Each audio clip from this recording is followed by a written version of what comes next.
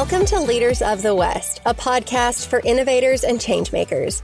I'm your host, Jessie Jarvis, the founder of the West, and I'm sitting down with agriculturalists, entrepreneurs, executives, and everyone in between with the goal of digging into the strategies, mindsets, and lessons that have been crucial to the success of ag and Western.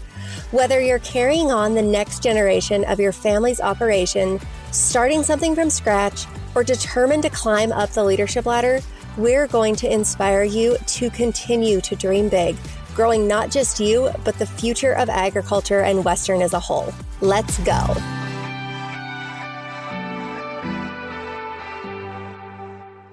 We all love a success story, so I am sharing a job seeker success from Of the West. You guys know how much I love getting your feedback about using the platform, and knowing that we've helped provide the connection point for a job seeker and employer is incredibly cool. So here it goes.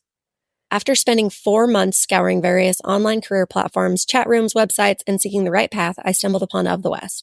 It really was a breath of fresh air. Finally, a website devoted to agricultural professions with clear job descriptions and an easy-to-use format. I was able to find the perfect fit for my passion and skill set. We're now 2 months in, and I can't imagine doing anything else. That was sent in by Lane Hale, who is the bull lease manager for 100th Meridian Ranching. If you guys are looking for a new job, or someone you know is looking for a new job, you've got to have Of the West on your radar. There's no place out there that has a wider variety of jobs in the Western industry than we do, and new jobs are added every single day. It's free to create an account, and that gives you the opportunity to add your resume into our resume database, create job alerts for specific positions and companies who are hiring, and so much more. You can go to ofthewest.co, and in the top right corner, click register to get started. That's ofthewest.co, top right corner, click register. You are off to the races. Welcome. Thank you guys for being here for another episode of Leaders of the West. We are 2 weeks away from Christmas, 3 weeks away from the end of the year. I still don't necessarily understand how we are this far into the year 2024 because it is about over, but here we are. We are in the midst of the holidays, kind of that final push, if you will, obviously before Christmas and New Year's. And that is kind of what I want to talk to you guys about. Just a few little holiday related things. I'm going to keep this episode super quick today because, again, I know that with the hustle and the bustle of this time of year, whether you are working on that last minute Christmas shopping, or you are planning the final touches on your company holiday party, or you are the business owner and you are trying to do all of the end of the year stuff that needs to get done before December 31st. I know you don't have much time in your life right now. So we're going to make this quick. And this first one, I'm probably a little too late in saying this, but I'm going to say it anyways. Christmas is not about gifts. It is about the time and the moments that you are spending with your family and with your friends and doing kind acts for others. And yes, it is a season of giving, and oftentimes giving then relates to buying things for people. But if you are going to try to fit every toy in the store under the tree because that's what you think your kids are going to love and appreciate and remember when they look back on their favorite holiday memories when they're 80, that's not going to happen. That is not what you and I remember about our favorite holiday memories. At least I know I can say that, and I'm pretty confident in saying that for you too. And it is not what your kids are going to remember either. Looking back on my favorite holiday memories as a kid, I remember the time that we got to spend with my grandparents, or going and visiting neighbors and taking them like the cookies that we had made, or those little types of things. I can't tell you what I got for Christmas when I was 10 years old. I can't tell you what I got for Christmas when I was 15 years old. Like, I don't remember any gift aside from puppies. And that was a whole other story because usually my parents would get me a puppy for Christmas because, you know, that's like a ranch kid thing. And it was never actually my dog. It was always Alan's dog. Anyways, point being, like, honestly, aside from something like that, I do not remember any single gift that I ever got for Christmas. Thinking that we need to make our kids happy by buying them a bunch of stuff. Yeah, stuff. That is not going to make them happy at all. In the long run, I actually think that it is part of what has turned our society into being so materialistic and thinking that when we want or need something, we can just have it. Like, that is not necessarily how life works. And I think that the more things we buy our families, especially when it comes to Christmas, because the amount of people who go into debt buying Christmas gifts is mind-blowing to me because there is no need. Christmas, the reason for the season, it has nothing to do with gifts. And I really don't understand how our society has gotten to where we are when it comes to like how and why we celebrate Christmas with so much spending.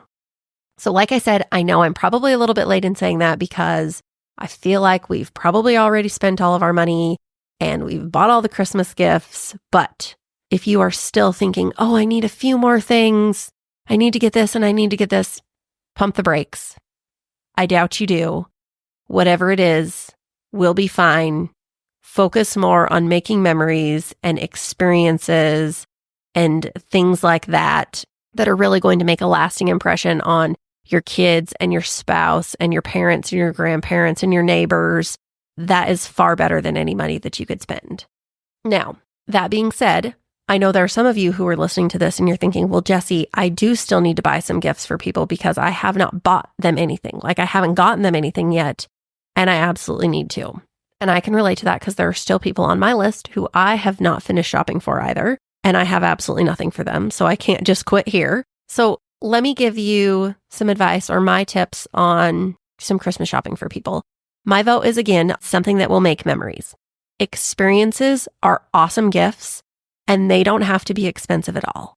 If you can go do something with your family or spend one-on-one time with a kid, or if there's something that they really want to go and do, like if there is a way to get them that gift, that is awesome. When it comes to somebody like, for instance, my brother-in-law and sister-in-law, we usually get them concert tickets, something that they can go do together because one, they have 2 little kids, so they never get a date night. So they instantly have a date night planned. They get to share that experience with one another, and they get to actually go and do something that they will be able to then make memories by, not just pots and pans or whatever it is. And again, it's different if my sister-in-law were to tell me, hey, I want new pots and pans, then yes, I'm obviously happy to get her exactly what she needs, which are the pots and pans she asked for. But when it comes to those people who you feel like they have everything, or they're always really hard to shop for, or you never know what to get them, I always fall back on something that is going to provide them an experience. I also love things that are sentimental or unique. If you guys have listened to me for any amount of time, you already know this. I love things like Legacy Box or Storyworth or Grounded Journals. I have talked about all of these, and they are great because you are giving people the opportunity to capture their memories, not just for them and not just for you, but for future generations. So Legacy Box is actually something that I got Alan last year. And in case you've never heard of it, it is a service where you can send old home videos or photos or slides or tapes, any type of like documentation that you have aside from the written word. And they go through the process of digitizing it for you.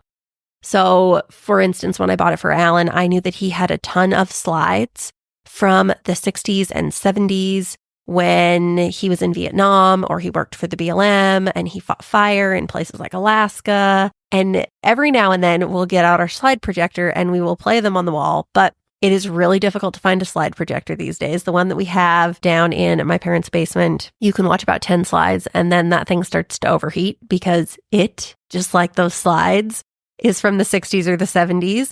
And so I've always looked for a replacement, but also even if I have a slide projector replacement, that doesn't necessarily solve my problem because slides are kind of worthless. You can't look at them unless you have that projector. So I got Legacy Box solely for the purpose of having those slides basically like developed and digitized into photos. So basically you buy the box, they ship it to you, there are little barcodes, you put all of the things that you want Legacy Box to digitize, you organize them in Ziploc type sacks, if you will, with their barcodes, depending on how many items you bought. So I think that when I had done it, I did like 250 slides, but you can do as few or as many as you want. Obviously, the price kind of depends on how many things you're going to send to then have digitized. So you organize it, you pack up the box, you ship it off to Legacy Box, and then they go through the process of they'll send you back either a thumb drive or a DVD type piece. Again, it depends on what you choose. And that process takes, I think it takes about 12 weeks from beginning to end of when they receive the box, when they collect all of the things, when they organize it, the digitizing process, if that's even a word. and then shipping all of those originals back to you in addition to whatever method you chose to receive that stuff back with. So again, whether that was a thumb drive or a DVD. And you can produce as many of those as you would like, I believe. Anyways, something like that. Obviously, Alan was really excited about that just because watching those slides isn't necessarily something that we have the opportunity to do all of the time. So that is something I highly recommend. Grounded journals. So in case you guys have never heard of grounded journals, Mary Pat Sass, who she was a guest on the podcast last year, she is a farm wife. She lives in the Midwest. She has created grounded journals, which is basically a way for people in agriculture, farmers and ranchers, to preserve their memories as they're happening. So if you think of what a traditional journal is, you are writing in your journal, and then let's say 80 years from now, somebody is reading your journal. Well, with Mary Pat and grounded journals, they are farm and ranch specific, and they ask specific questions that then you are answering in the moment, in real time, so that your children will have access to those really cool, important, monumental farm and ranch memories and that day-to-day life. So it's something that you're documenting or memorializing, if you will, in present time, knowing that future generations are going to be able to read it. And I think that it is absolutely the coolest thing that has ever been created. I am so proud of Mary Pat for going all in on such a cool, impactful product. Thinking about if Justin and I were filling out a grounded journal now, knowing that Jet and Jackson and their grandkids and their grandkids and their grandkids could all read and feel like they were part of our lives in the present right now. I really do just think that that is the coolest thing ever. So if you are looking for something like that for maybe a young farming and ranching couple or anybody honestly involved in the farming or ranching industry, I think grounded journals is awesome. And then of course, Storyworth. You guys have heard me talk about Storyworth. We have done it for Alan. We have done it for Justin's grandparents as well. But basically, it is a service that you buy. So it's a 52-week service or a 1-year service. And you will determine 52 different questions that you want to ask the recipient. So with my dad, I thought of 52 different questions that I wanted to ask him. And then once a week, Storyworth will email one of those questions in the order that I picked it to be asked. And then Alan can write his answer down and it will get emailed back to the Storyworth platform. And then after that year is up, you can put all of those answers together and you can put them in a book. And you can add photos to the book. You can print as many copies of the book as you like so that if you have siblings or cousins, anybody that you would want to have a copy of that book, you can print as many of those. Obviously, that does come at an additional cost. But I think that stuff like that is just so cool because our memories, especially in our industry, there's not many farmers and ranchers left when you think of it, right? We are the 1%. And so I think of how important it is to continue to work to document what it is that we are doing so that we can continue to tell those stories and really share those moments with future generations. So that is my plug for those sentimental or unique gift ideas. And then the other thing that I'm going to say on that is if you are going to spend money, spend it with a small business or spend it in your local community. And that necessarily isn't one and the same, but both small businesses and local businesses serve a very important purpose. So first up, small businesses, they are the heart of America, and we would be unable to survive without them. Yet somehow I feel like small businesses often get the least amount of attention just because it can be hard to find that killer deal that we're all after. And don't get me wrong, small businesses have great deals. That is not what I am saying. But that isn't really why a small business exists. Volume and great deals, that is not the purpose of a small business. The reason that small businesses exist is because we want a quality product, we want human connection, we want to do business with people that we trust. Those are all of the reasons that we want to do business with small businesses, but oftentimes that I need a killer deal mentality is what wins out. And I'm the biggest fan of a good deal. But I tell you what, if I had to pick, am I going to get a good deal or am I going to get a quality product? I am going to have human connection, and I am going to do business with people who I can trust and who trust me and who are going to provide the best customer service, because if this product breaks or something happens to it, like, they are going to figure it out. I'm going to pick the small business. And they really do need us to continue to think of them first instead of turning to a small business after that traditional big box store can't give us what we need. So make sure that you are shopping small businesses with all of those last minute purchases that you need. The other important one is local businesses. So how are local businesses different than a small business? Local businesses are obviously those who are in your community. They're providing jobs. They're involved in the community. They may be the same as small businesses and they may not. For instance, we have a grocery store in our town and we also have a Family Dollar in our town. Our grocery store is a small business. I know the husband and wife who own the grocery store. Our Family Dollar is obviously not a small business. Family Dollar is a nationwide chain that makes multiple millions of dollars. And I rarely go to Family Dollar because I would rather spend money at our local grocery store because, again, it's family owned. They donate money back to the community. But if I need something that a Family Dollar has, I make it a point to shop the one in my community and not the one in a neighboring community, because the Family Dollar in my community employs people in my town. And those people have kids who attend school at our local school. And if Family Dollar went out of business, somebody would lose their job. And if those people can't find another job, chances are that family is going to move out of town. Their kids aren't going to be going to our school anymore, so that's going to impact the amount of money that our school is going to get through federal funding. So then our school is going to have less funding. The money that that person was earning or would have earned at their job, it's not going to be spent in our community anymore because, again, they've moved away from our community.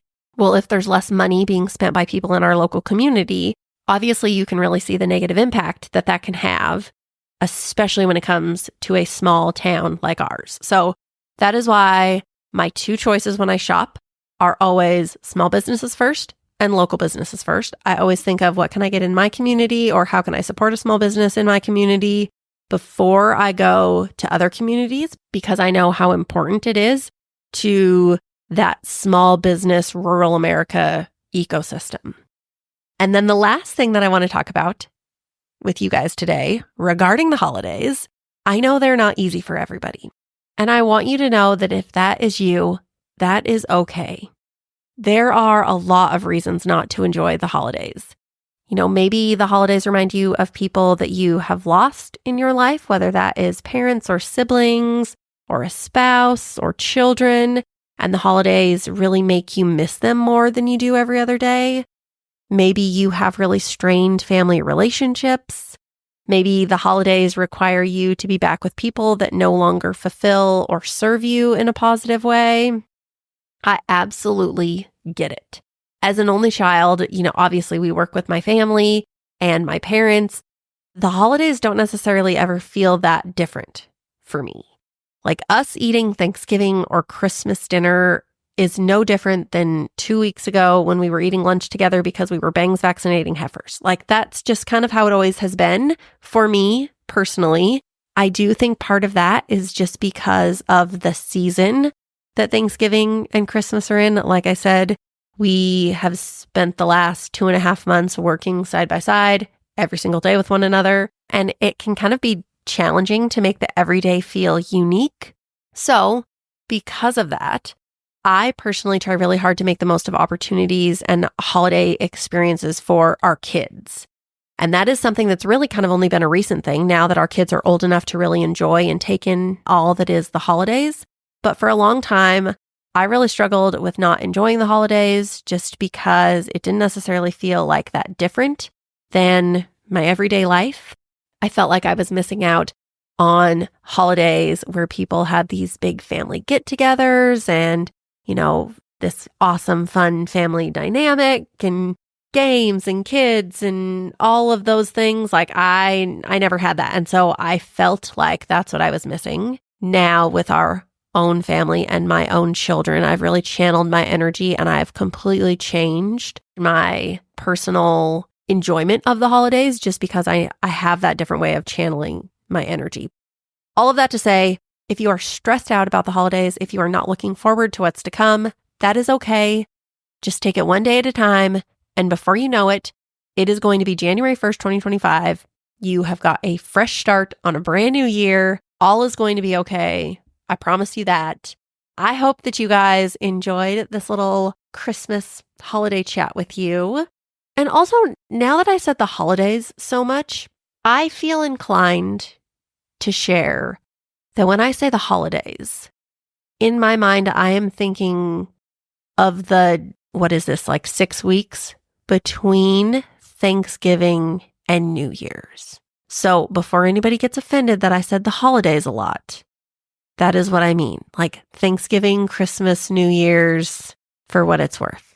Because I know somebody's probably going to get bothered by that. So I hope that you guys all have a great Christmas and a wonderful New Year. And I am so excited to see you back here next week. We have some more awesome podcast episodes coming this year. And then on December 31st, which would be my next solo episode, we are going to do a full-on goal setting episode.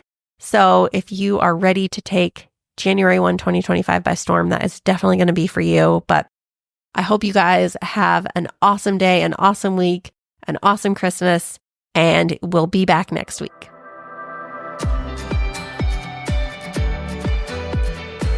If you loved this episode, do us a favor and share it with someone else who might find just as much value in it as you did.